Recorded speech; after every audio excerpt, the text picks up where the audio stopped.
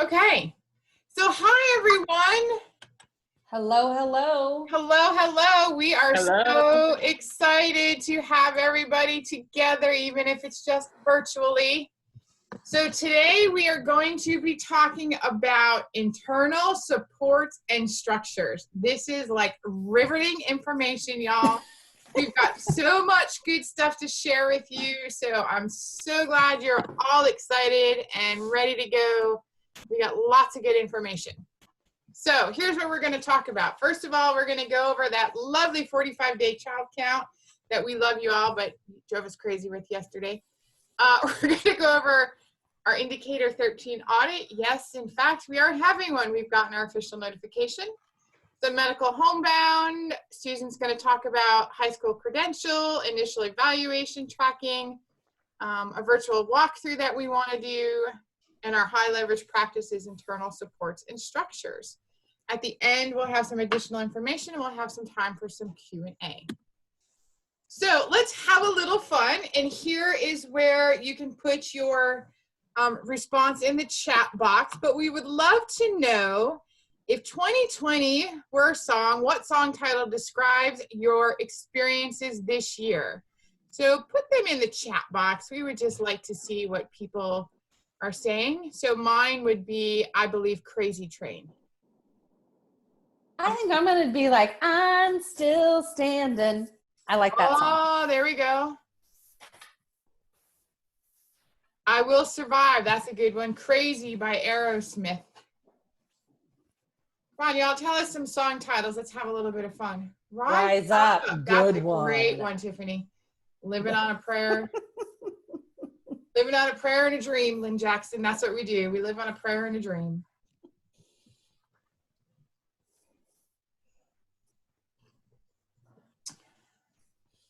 Anybody else has a song? No one else can think of a song title? Oh, here we go. Going through, oh, that's a nice song. You'll never get out of this maze. I've never heard that song, Jackie. Oh, what a beautiful morning. I love the positive outlook. She is very positive.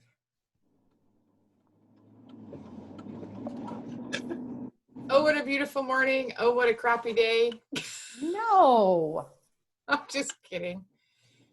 Maureen Crease got dropped out somehow because now I'm admitting her. Crazy. Oh, yeah.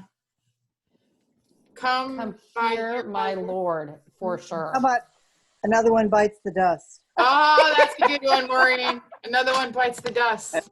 I'm singing that right now. Come by here, my Lord. Go on, Kimberly. You sing it, girl. Oh, Lord, come by here. Now, singing love is it. not required, but we do appreciate it. Mm-hmm. I feel humbled after I tried to sing my title. Yeah, I don't try and sing. Jesus, take the wheel, please, That's Lord. true. Yes. Jesus, take you real. Absolutely. Don't worry. Be happy. Again, Alfreda, we really appreciate your positive vibes. That's sunshine in a day. Yep. We can always say the sun will come out tomorrow. Okay.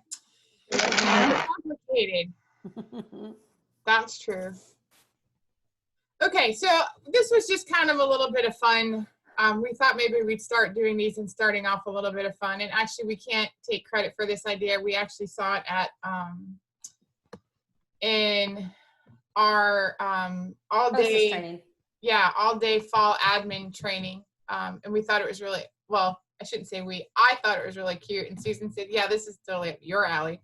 So shout out to Susan. She's totally amusing me by doing this. It's fine. It's fun stuff, y'all. We gotta have fun. We all have to make concessions in a marriage. Yeah. Okay, so let's get serious now. As serious as we can get. So your 45-day child count. So as you know, you got some emails. That official day was yesterday. So everybody had to be entered and finalized into Enrich. Now, what's gonna happen is you all well, what wouldn't happen today, but by the end of the day tomorrow, you will actually receive a report from Enrich that I will pull. Well, I've already pulled the child count, but I will filter out your school and you will get a spreadsheet. And you are going to sort and filter that spreadsheet by primary disability. Now, when you get the report, you see on this screen, it says view webinar. I have done a webinar on exactly what to do with the documents that you will receive, because it is a bit cumbersome in terms of the breakdown from Enrich. So my webinar takes you through exactly what to do, how to filter it, and then how to break it down by that other sheet we sent this year, which is a breakdown by disability. Which Okay. that is a slide we're going to show, Laura. It is a slide we're going to show. Nice. So you are going to record the number of students for each disability and record it on that breakdown sheet. Students who are multiply disabled, you must break down their disability, and they only count once. So if you have a student who is, let's say, OHI, SLD, and autism, you don't count them in each of those categories. You only count them under a primary one, which in that case could be autism because it's the highest weighted disability. Everybody else would get counted by their primary disability as it is in Enrich. And then what do you do with the certification form? So that is the form that you complete with the accurate numbers based on your report. The school leader signs it, you sign it, and then you upload it into Epicenter no later than November 6th. So the documents and the webinar are already posted on our support site, but I will also send out the link to the webinar on what to do with the documents when I send you your documents. Okay? Clear as mud. So the EFA weighting and coding, we added this to let you know kind of what the weighting is for your students. So like a EMD student gets 1.74, speech is 1.9, but on this sheet you're filling out, you are looking for their primary disabilities in Enrich, not their EFA primary. So this is helpful when you're doing kids with multi-disabilities. Correct. The only time this sheet would come into play is when you're looking at your MD students. All of your other students, you're going to go by your primary disability. So Elizabeth, your students that are MD but have several disabilities, I guess I'm confused why they would have several disabilities and not be MD. One of them would have to be indicated as primary, and that's where you count them from. Okay, so you will have what you need to complete it by the end of the day tomorrow. Okay. You are reporting by their primary disability on this sheet, not by the EFA coding. The only one you can do the EFA for is for your MD. So that you guys, this has to align with Enrich. And you will see it on your spreadsheet. So the other thing is when you get your Excel spreadsheet, your number that's on your Excel spreadsheet and the number on the disability breakdown, they should equal the same. Okay? We should have the same number of kids. And when you get the webinar, you'll see it better and understand a little more. You're going to just put numbers there. You're not going to put names. Okay. Easy and clear as mud. It's a little bit different this year, but you know, we go through, Susan and I go through that, and that's how we break down for your funding. Remember, it doesn't impact anything this year. It impacts your IDA funding for next school year. Okay, indicator 13. Yes, we will have an indicator 13 desk audit from OSIS. We got the official notification on Friday. How exciting, isn't it? So Alfreda asked, is this normal to have these audits? This audit, along with our compliance program audit, they're cyclical. So that we're on time for our audit this year. Laura and I anticipated it would be this year. We were just not sure if they would skip it because of all the COVID stuff, but we're on track for it to be this year. Correct, Laura? Yes, for other programs, is it normal to have, for our district to have as many audits? Yes, we get audited pretty much yearly in almost every program. So there's that. Okay, so the indicator 13, this is for students who are going to be 13 or are 13 and have transition. So some of you in elementary school may have some students that have indicator 13. So by November 13th, we have to give a list of 20 student ID numbers, and they have to be the best of the best. So for those of you that have been with us, unlike past audits, we were able to give like a list of 40 kids, and then they actually looked at 20, and we were able to go back and make some changes, and then out of that 20, they really just took the top 10. Well, they can no longer do that. So our score and our rating is going to be based on these initial 20 students. Let me say that again. Our score and our rating is going to be based on these initial 20 students. And our LEA determination for this area, the state expects 100%. Yes, there is no 99, 98, 99.9. It is 100% in order to get credit for it. So what does that mean for you? By Friday, while we realize it is a quick turnaround, you see we have to give these numbers to the state by November 13th, which is only 2 short weeks away. And Susan and I need to have an opportunity to look at these IEPs and everything that you feel are the best of the best. So anyway, any school that has indicator 13, which is going to be our high schools and our middle schools and potentially some elementary schools, you need to submit to us in Epicenter 2 ID numbers. No documents, just ID numbers. Here's the other thing. When you pick those 2 ID numbers, go into an Enrich and make sure that everything that is needed is in Enrich, meaning all original signature pages are uploaded. If there was a permission for an outside agency, that is there and uploaded, the invitation, the signatures, because we are not uploading documents. We are giving the State Department access to our Enrich system. So they also make sure, oh, sorry, Laura, but make sure that the transition statements are good, and make sure that you have at least 2 transition assessments that are happening, because those are the minimum requirements. So we've done a lot of training over the last 2 years about this. I'm hoping that you guys do have the best of the best, and that we're not going to have to say, yeah, Scott, can you send me 2 more? I just used Scott as an example. So by Friday, we need 2 ID numbers from anybody with indicator 13 kids. And then we will review them. And if we like them, we're going to submit them. If not, we're going to say, hey, Michelle Bishop, you got another one? Because this one's not so good. So you got, well, 2 days to find some good ones. But really, if you're doing them right, then they all should be the best of the best, I think. So we know it's a quick turnaround, but like I said, we literally just got this email Friday. They went over it at the fall admin meeting on Wednesday. So the state is not giving us much time. Okay, so medical homebound. So we just wanted to touch base about a few things for medical homebound. So remember, when documentation is submitted and approved by the school for a student to go on medical homebound, for an IEP student, you all as an IEP team meeting must meet and determine how FAPE will be provided in that setting. The IEP must be amended, right? We're going to change the location from the services to home. So if a student has been approved for medical homebound, has an IEP, then the team must meet and talk about how FAPE's going to be provided during that time. All of the documents that you needed, the support site has that training available, as well as all of the documents.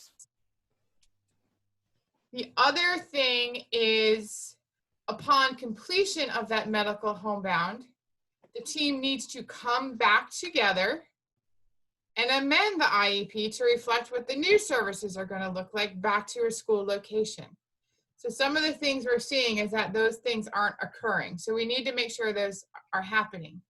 If medical homebound has concluded before a team is able to be convened, the team must still meet and cover what services were offered and what were owed and documented in the PWN. So meaning if the student, let's say, came back, their medical homebound ended today, but you don't have a meeting on the books till Friday, you're still going to meet and cover those and do that IEP. Dates on the medical homebound are the ones utilized. So remember, there's a doctor's form that's filled out. They have to have a start and an end date. And those are the ones utilized. So let's take a look.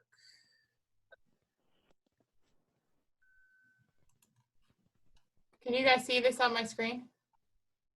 Yes. Okay. So you can see here's the medical homebound tab. You scroll down, documents and material. So here's the instruction form, here's the instructions, and here's some parent letters. So these are the documents that you're going to utilize, okay? Here is the training. You guys should watch the training. Anybody, well, it should have been watched by somebody because you put in your policies and procedures who your medical homebound contact was. And then that verification that it was viewed.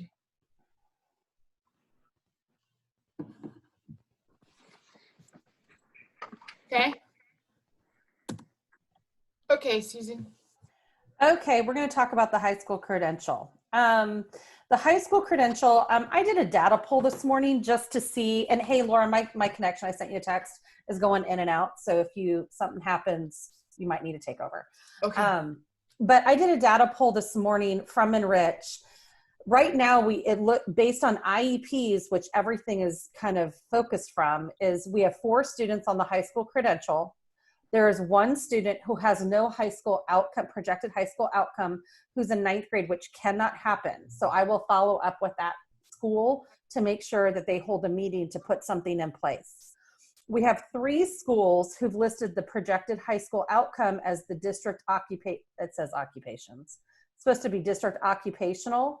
We announced last year that those are no longer in use, and we reiterated at the beginning of the year, meetings need to be held because I'm assuming those kids are probably moving to the high school credential. So if that's true, then we would have 7. But right now, those kids that are in district occupational, that is not the same outcome as the South Carolina high school credential. So we need to get these aligned, and we have to have them fixed. All of these need to be fixed before anyone leaves for Thanksgiving, you guys. They all have to be fixed. So those 4 that we're talking about, that I'll follow up with emails.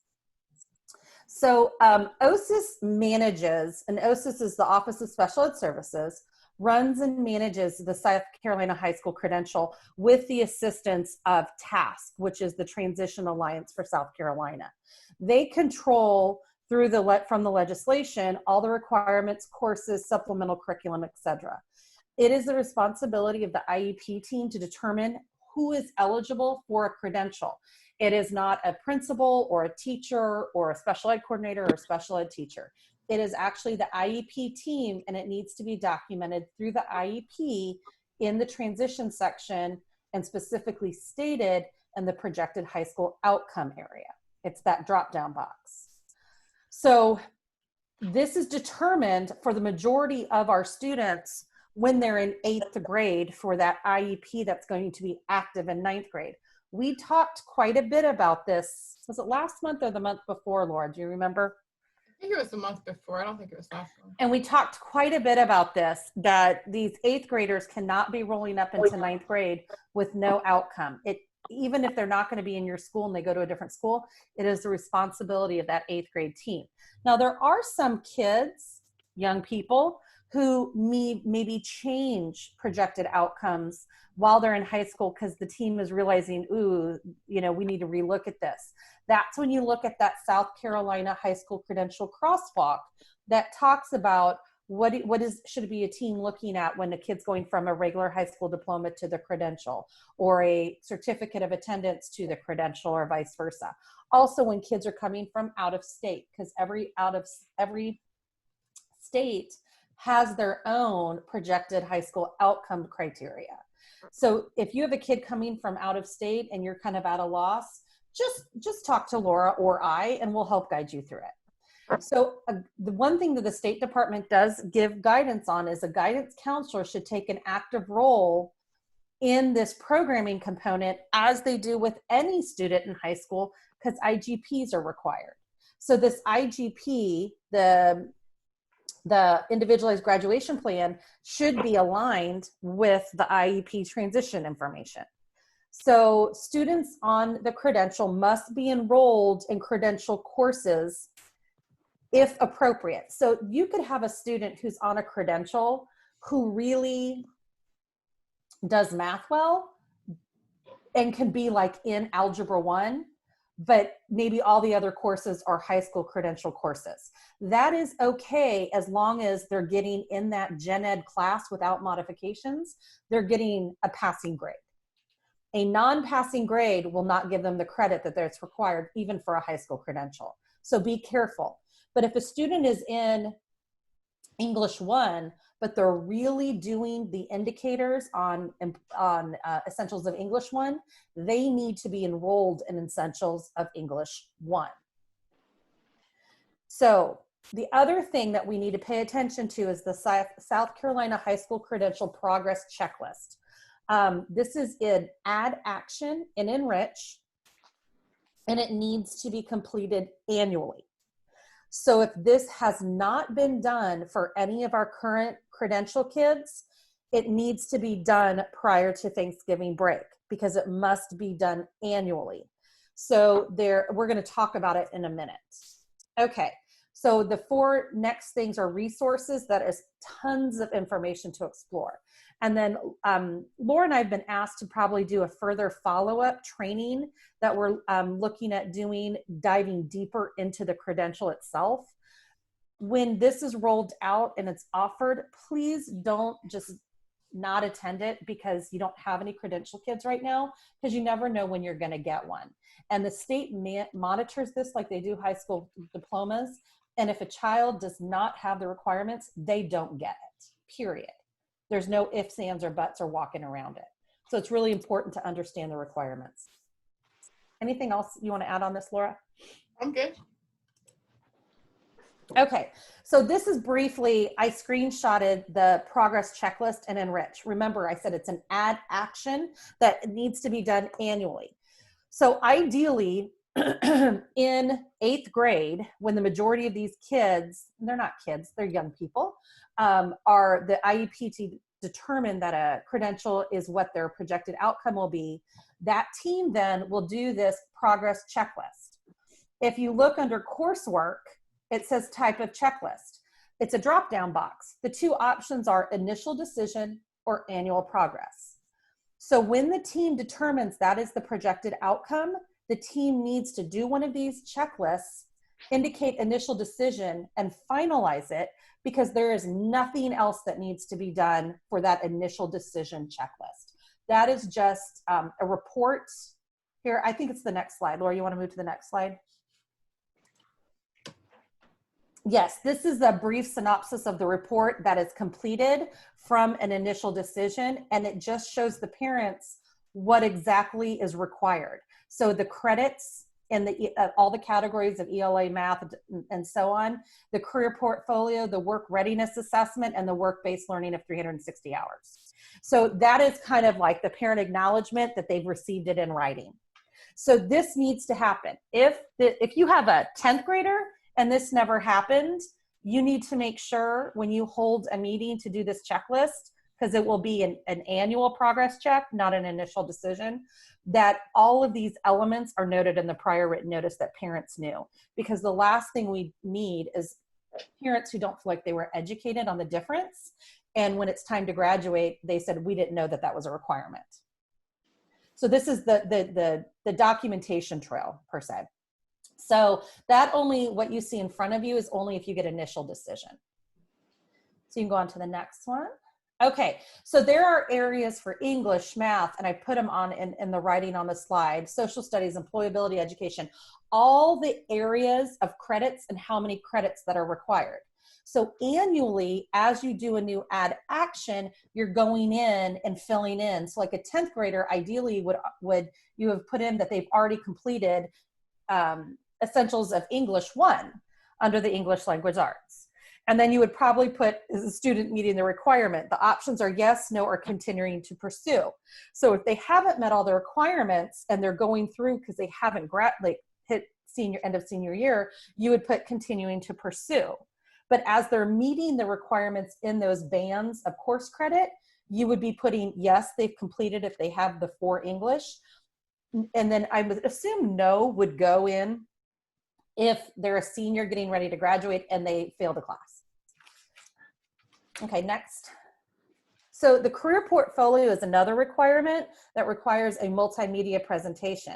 So you indicate the year it was finalized, or the year that you're working on, the completion date, meaning when it was done and presented. And again, it has this, is the student meeting this requirement. And then another requirement is the work readiness assessment. This is typically going to be that work readiness assessment that all students take in 11th grade.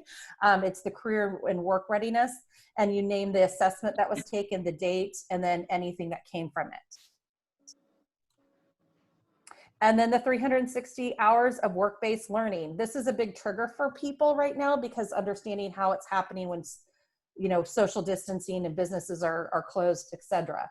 But there are ways to do it. You have to take the big community aspect of what paid employment looks like, and you have to broaden it to paid or unpaid training or work-based learning. It's not just pure for pay employment.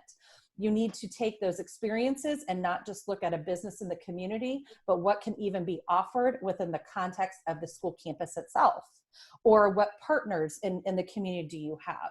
So those are discussions that need to be happening for these students. These work hours are ideally not happening until 11th or 12th grade because they really need to be getting their credits for English, math, things like that, getting those soft skills trainings that are happening in 9th and 10th grade. Okay, let's check for understanding regarding the audit, medical homebound, and the credential. Anyone have any questions that they want clarification on? You can either type it or unmute yourself. Yeah, thank you, Laura. Sure, I'm glad to help.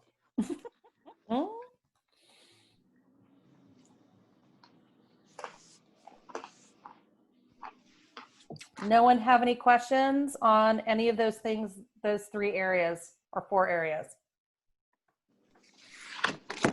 Would you guys prefer the high school credential training to be in November or December?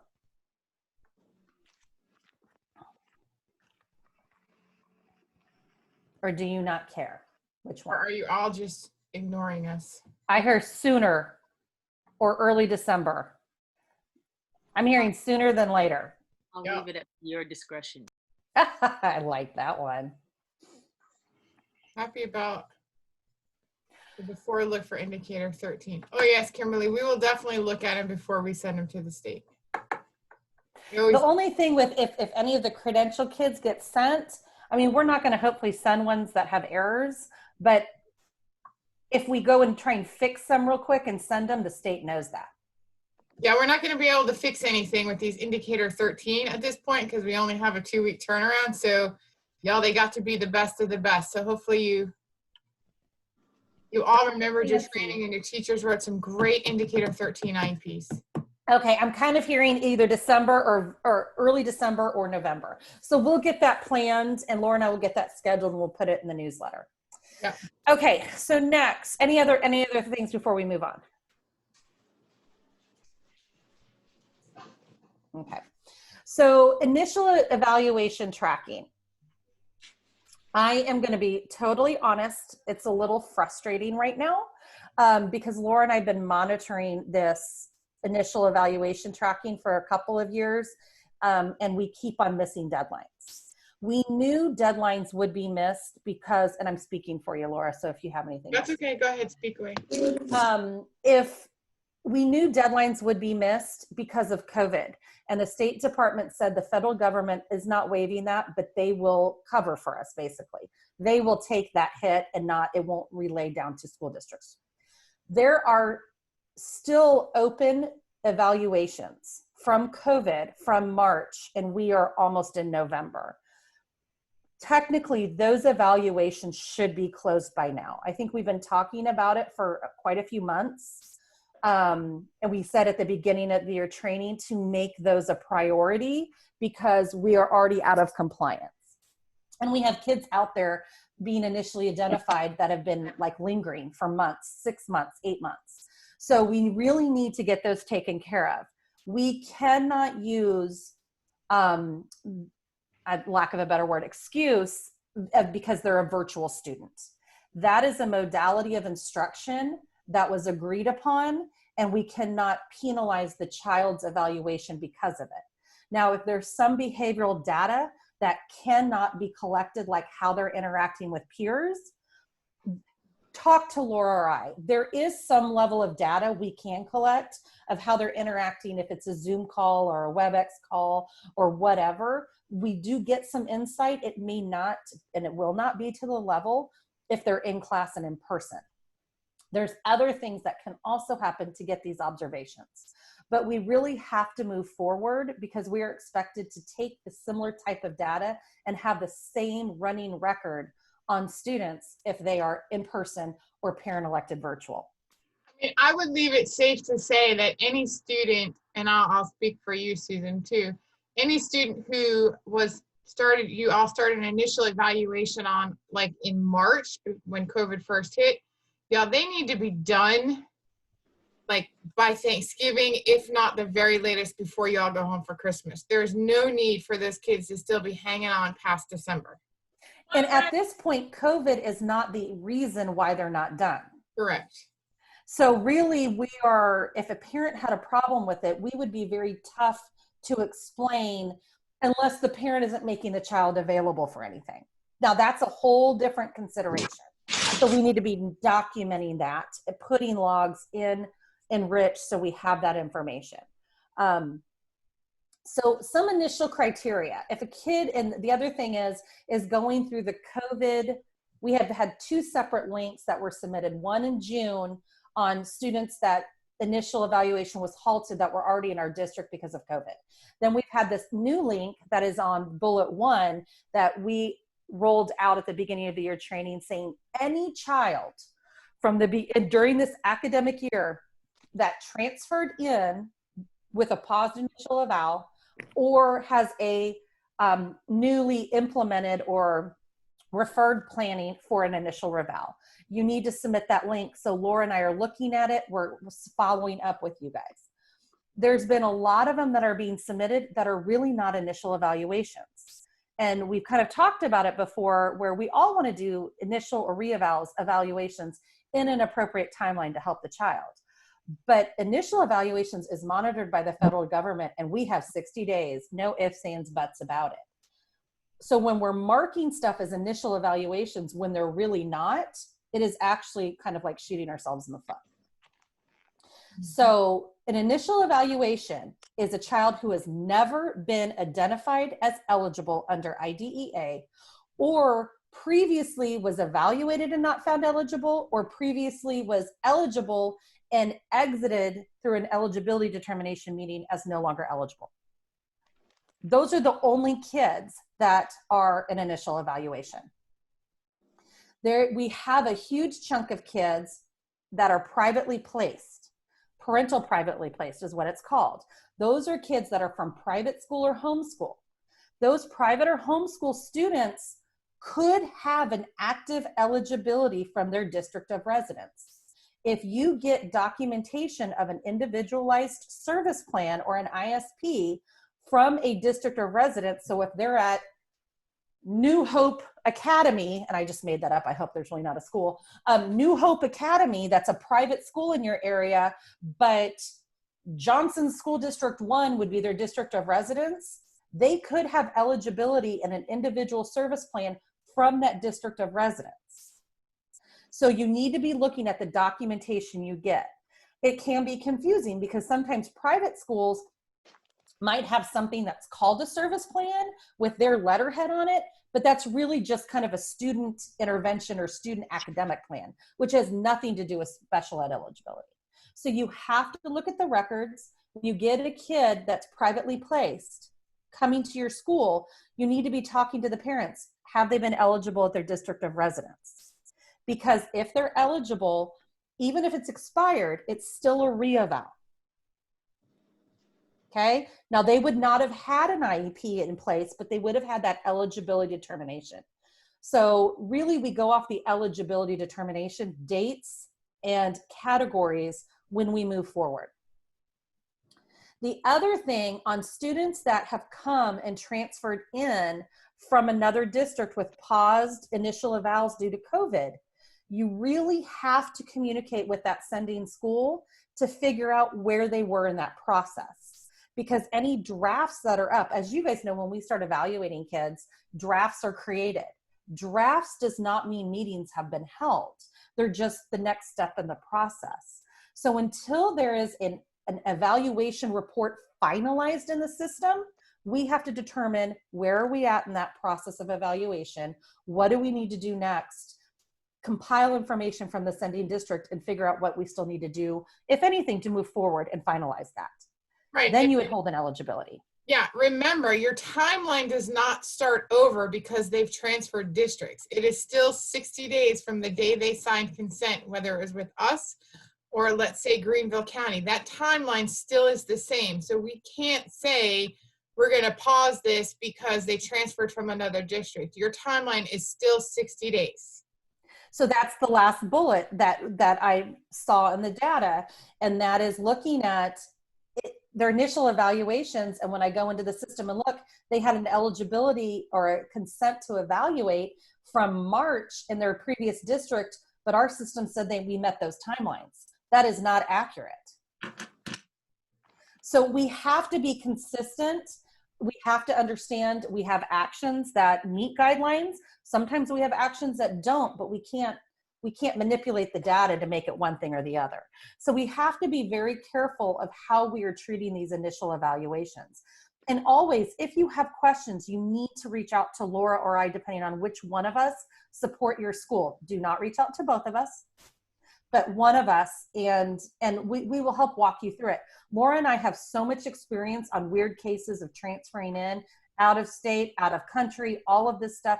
We can help you with it. Jackie O might need a one-on-one. That is absolutely great. Talk to Laura. Otherwise, I would have Jackie. Okay, any questions on the initial evals? Barbara, you want us to copy the link for the initial evaluation document? Please. Can you go back, Laura? Yeah, it's gonna, this will be sent out as well too. You want to copy that link and put it in the chat box? May I ask a question? Yes, ma'am. Okay, say you have a student that comes in with an ISP, yet the student was being served by the district of residence, even though the student was in a private school. The student so if we accepted the ISP without doing a new reeval, is that a problem? Do we need to go back? Well, it depends on it. So the ISP is just that private or homeschool place plan. Yeah. It only has really accommodations or speech services in it. There really isn't a service mandate. It's a consultation mandate up to 5 hours a year. So when you look at it, is it 5 hours a year or 5 hours a quarter? I think it might be 5 hours a quarter. It depends on the level and the district itself. Like an early childhood looks totally different. Yeah, so Alfred, it would depend on the what documentation is sent with it and the evaluation information that came along with that ISP.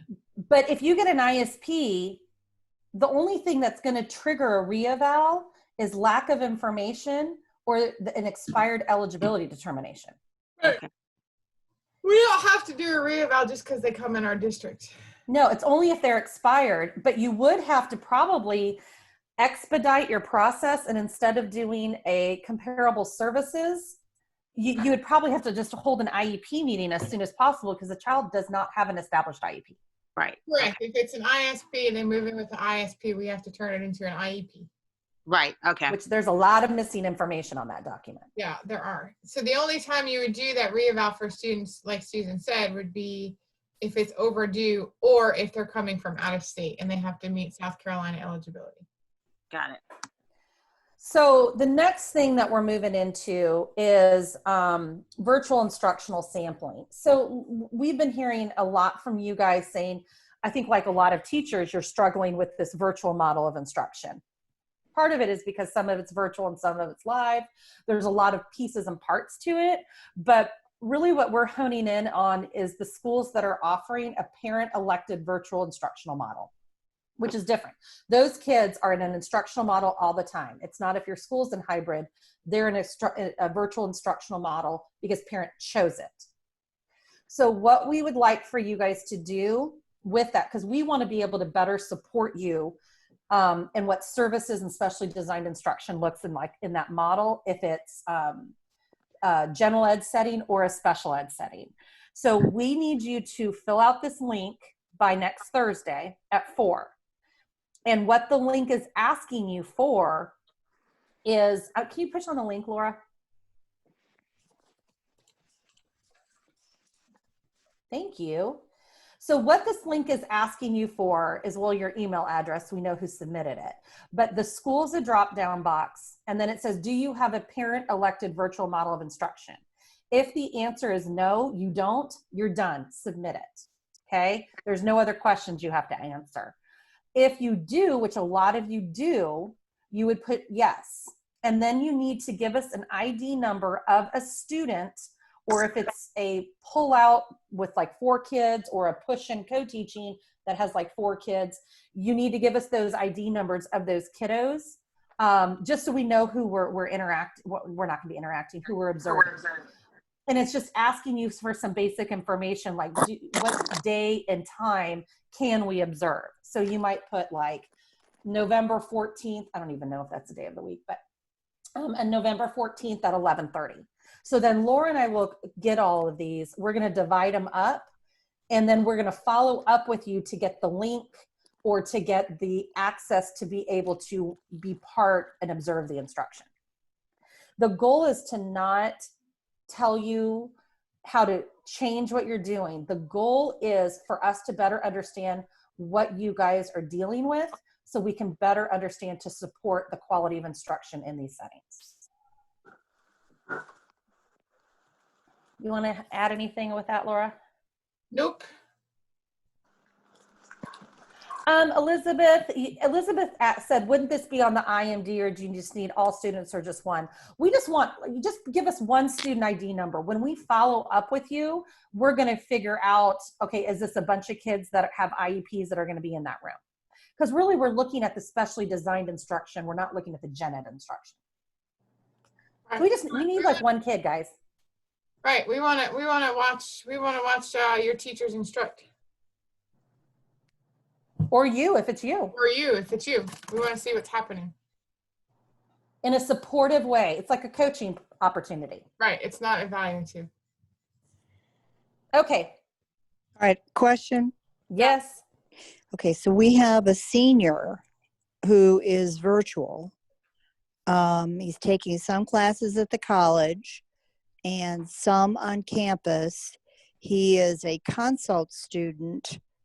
So, well, when I say on campus, I mean he's doing it virtually. I'm not sure how you would link in with that student. Well, you probably wouldn't, because consultation does not imply direct instruction. Okay, so unless they were in an ed support class, then... Or a co-teaching model or something, like anywhere where specially designed instruction is going to be offered. Right. So if they're not, then... If you don't have it, you click no, and then we know not to pursue it with you. Okay. All righty. Thank you. So this is Michelle. I'm whining. You know, I don't know. Laura, do we need to do this with Michelle? No, we don't need to do this with me. Michelle, just put no, submit it and put no, but we get it. Okay. I've actually already seen one of Michelle's classes. There you go. Love you, mean it. Uh-huh. So we're only submitting one student. Yes. And if you want to submit one that you think is more challenging, do it. But try and submit one that maybe if you have a bunch to pick from, that a kid that's consistently there, so we don't have to reschedule and miss it. Okay. Because I know we do have a population of kids, gen ed and special ed, who are having attendance problems. Okay, I'm going to ask something that's probably redundant, but you're going to actually ask us possibly for the link to be able to observe in the virtual class. Correct. Do we need permission to do that, since we're allowing an adult to come into our classes? Because we have educational interest and we are from the district. So it would be like if we were in a building and walked in and saw a classroom happening, instruction happening in the class itself. Okay, should I at least, you would let us know so we could at least let the teachers know? Yes. Okay.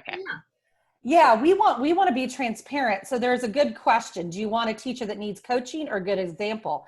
What are the needs of your building? You decide. You all, We're not going to say, oh, my Myers Center just had us walk into this. This is more of a one-on-one. A follow-up will happen with you guys of what we observed, and because we have like a protocol we're going to be using, and then we are going to kind of come up with general things, and then Laura and I are going to pursue some things to give you guys better training if needed. Maybe it's things that we see that were awesome, that what worked, and things that didn't work that maybe could be replaced with something else. okay, so we got like 10 minutes. We got to move on. Yep, and we don't need that long. So the next thing is when we're talking about internal supports and structures. So the whole goal is of our relationships at the district level. It looks different than a traditional district of residence and how they support and approach their special ed coordinators. But that is the charter model. But we are still the LEA when it comes to the State Department. So Laura and I, balance, and we always say that we straddle that fence of doing too much, but doing enough so you guys maintain autonomy. And so that's very important in a charter model. But what we need to review are some of the supports, because we are feeling this year has been very stressful for everybody. We're very concerned about everyone. We're concerned about ourselves, lack of time, lack of, capacity. There's a lot of things going on because everyone's extended. And I think it might be, I don't know, Laura, maybe it's coming more to a head because of COVID and all the things that are going on. But we want to explore what are structures and supports before someone texts Laura or I, or before someone reaches out to us, because what we're encountering is a lot of people, because you guys realize there's 33 schools, a lot of people emailing us questions of things we've already covered and resources that are already out there. And then what happens is it impedes in our schedule to be doing some of the things that we are targeting to do, or time that is already carved out for other folks. Do you have anything to add on that, Laura?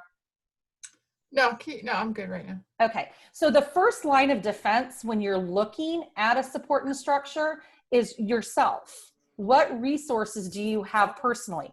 And you look at resources within a building context, because there's a lot of resources there. Then you look at the district level. And that is true of charter world or non-charter world. That is kind of the protocol for that. You can go on to the next one, Laura.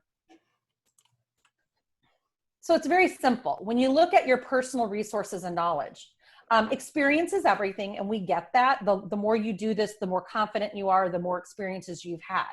But there are so many things that you as a person and as an educator and a professional have at your fingertips. One, your personal knowledge and experiences. You have the support services website. OSIS has been revamping their website, and it's getting better and better. You have the LRP Connections access, which has national research, national legal information that is very valuable. All the recorded trainings, there's organizational websites like CEC and CASE that we refer to quite a bit. And then you also have kind of just like parents and children information that you can touch base with them. So you have all of that. The pros of that is you can get information pretty fast. It's building capacity in your building, and you guys know those kids the best. Anything else you want to add, Laura? Nope. Today? Well, I can't find restroom trips anymore. So next is building base. So if you as an educator are unsure or don't know what to do, a lot of questions Laura and I have been receiving are really not special ed questions. They're what is the general ed process questions. Like, okay, if we're doing virtual instruction, what's that supposed to look like? Well, what does it look like for all kids? Then from there you spearhead, how do you make it specially designed? So you really need to use your building as access. Those are SPED teachers, unless you're a one-man band, that's just you. General ed teachers, instructional coaches, interventionists, and administration. There's just so many people at your fingertips that you can access. So when you look at that, you get all the resources that you would as an individual have, but you also have coworker knowledge, curriculum resources, and student data. One thing I forgot to put on there is you have your own school building processes that you can access. So the positive, again, it's very timely. You can get it fast, you build capacity, and then it's also the people that know those kids. The con is if you are accessing people who without being rude, don't know what they're talking about, that can be a problem. So you may not be having up-to-date information, but that's for you to kind of gauge. So the next slide is talking about the district level, when you actually access Laura or I. And so we're not saying don't touch base. We are a resource for you. But what we're saying is you need to access those other things on a day in and day out basis. Because we even get text messages and calls and emails saying, where is this on the, I know this is on the website, but you can find it for me faster. So we really need you guys to be organized in your approach to problem solving. So you get all of the things for the personal and building-based resources, but you get Laura and my knowledge and expertise, where typically if we don't know it, the other does, or we'll find it out for you. The pros of that is accessing a large base of information, not just Laura and I, but what you already come to the table with, because very few times do Laura and I talk to you guys and have to guide you with your handheld and go walk through something. Typically, it will spark something in you going, oh, I know what you're talking about. And then you're very much part of an equal of the conversation. So it's very effective to access Laura and I, and we ask you to do it when you have a high stakes scenario, or when we have the regularly tiered planned conversations with you, because those are critical. But also with all the flurry of everything going on, there's a lot of folks missing their planned time for calls and then asking to reschedule, which is really hard on our schedule. The pros, we already went that. The cons are Laura and I, outside of a high stakes scenario, we are really not conducive to time sensitive information. So when we get a call saying this is urgent, I'm in a meeting and I need this, that is not really the structure that's set up. We hope that the resources that are offered to you will help you tackle that issue, because you are not alone. You have your school support team there too. So those are kind of like the tiered system that we look at, that a lot of districts look at as support. And we just want you to know we are here for you, but we also have a lot of other roles in this position that we navigate also, just like you guys do. So I think I just want to just kind of reiterate. So what I would also want to just add, just a reminder, y'all, when you are emailing us, please just email your director of contact. We're still having a lot of people email and copy both of us on things that we don't both need to be copied on.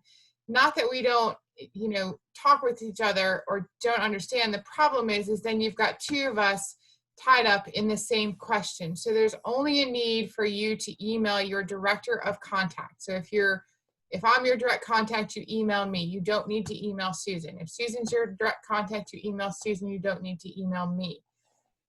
It's just taking a lot of our time. The other thing is in the meetings, I've had this happen a couple times. Please do not ever stop an IEP meeting and step out and call one of us. Much like Susan said, hey, don't do that. If you don't know or you're not sure, then you should table the meeting and come back together. But don't step out and call one of us to say, hey, I'm in this meeting and this is happening. Remember, we cannot, just like Susan said, we cannot always just stop and drop to handle something like that. So just kind of as gentle reminders about that. And if those needs are very real for you, then I think it's a bigger discussion of looking at capacity within that IEP team, because legally the LEA that's serving in that IEP meeting is running that meeting, not the special education teacher. Now, if you are a special education teacher and serving in that role, someone is serving as LEA. But as the special ed coordinator, if you've been trained as an LEA and there's a special ed teacher in the meeting, it could be you running that meeting. But we need to make sure we're building capacity across the team to ensure that decisions can be made. Majority of meetings should go smoothly. There should be very few, like what Laura just said, that everyone needs to table it and get some information and reconvene. Right, and those ones we would know about, and we may actually already be at those meetings. Those are cases that we may have already given you input. The other thing is, if you're asking us to look at documents or things like that, please don't, say, hey, my meeting is here at 12 o'clock. Can you look at this? And it's 10 o'clock in the morning or 8 o'clock in the morning. Chances are it's probably not going to happen. the other thing I ask is that you please do allow us a 24 to 48 hour turnaround to return calls or texts. Well, maybe not text, we're a little quicker with text, or emails. I've had situations where I've gotten a call, the text, and an email, and if I haven't responded in like an hour, the call, the text, and the email comes again. So please allow. Or comes to me. Or it comes to Susan. If you can't get Laura, you get Susan. If you can't get Susan, then you call Laura. Please allow us at least 24 to 48 hours. Aside from somebody like being really hurt, or you're hurt, or a student has gotten hurt, or something like Or that. threatening a complaint or a lawsuit. Well, not even a complaint, that can still wait 24 hours. If there's a lawsuit, if there's somebody in your building, if there's something like that that's immediate, that's different. Then you could say, please call, it's urgent. And it should be one of those situations. If it's, hey, I just wanted to, I really needed you because I needed to ask you a question. Then we're kind of like, really? That's not really an urgent. I just ran out of this meeting that I was supposed to be at to answer because I thought it was an emergency. Yeah, it's challenging. We're in the same position that you guys are. Laura and I try our hardest to plan ahead. So please just do your best to be organized and plan ahead. Yeah, we just ask the same professional courtesy. Same thing with emails. We send these emails out and we send stuff, and then things, either get submitted when they're not supposed to, or, hey, where do I find this? Or what is that? Or what student are you looking for? When we had sent an email like 2 weeks before. We know you're all busy. We appreciate you're all busy. But please understand and respect the fact that we are equally, although we're not in classrooms, we are equally as busy and equally as bogged down with things as you guys. Yeah, we're all in this together. And remember, like our first slide is, I will survive. We all will survive. Right. Yep. So here's the virtual sign-in. Please use that link to sign in virtually that you've watched this webinar. You either participated now or you're watching it after. So some basic additional information. I know we're going a little bit over, but this was a very full webinar. Again, read the newsletters and emails, access information to your questions before contacting Laura or Susan. A lot of those information to your questions you're asking are actually in those newsletters or in those emails. Remember your annual review timelines. The IEP expires 364 days from the meeting date, not the initiation of the IEP. Prior written notice must be given to parents in writing prior to the initiation of the IEP. So we're seeing some of that. SC Alt, this might have been from last year, but again, remember it's grade-based, not age-based. You must use that eligibility criteria document to determine the eligibility of Alt. It's not just, we think the child needs it. That is on the webpage in Policies and Resources. And then, of course, make sure they're pre-coded in PowerSchool. Susan talked about this before. In Enrich for High School Outcomes, do not select district credential. The state wants to retire that option. We're not utilizing it. And this last slide is just talking about students that are maybe not taking that are taking a regular end of course exam, but maybe in that gap of not alt, but they're not on a high school diploma. There are credential kiddos probably, and that maybe they're, basically all of those students have to take the same end of course exams that students on high school diplomas have to take. Now it's up to the IEP team what year they take it in. Same with SC Alt. They still have to take the same ones, but it's up to the IEP team what year they take it in. So traditionally, if a student's enrolled in Essentials of English 1 or maybe a self-contained English class, then they're not going to have that English 1 course code to trigger that end of course exam. So the year that the team determines that they're going to take those courses, they have to have those placeholders that are in that chart. This came from the state in a testing training last month. So we need to be aware of those kids that are not the standard high school diploma kids. Okay. All right, I'm actually going to stop sharing and stop recording.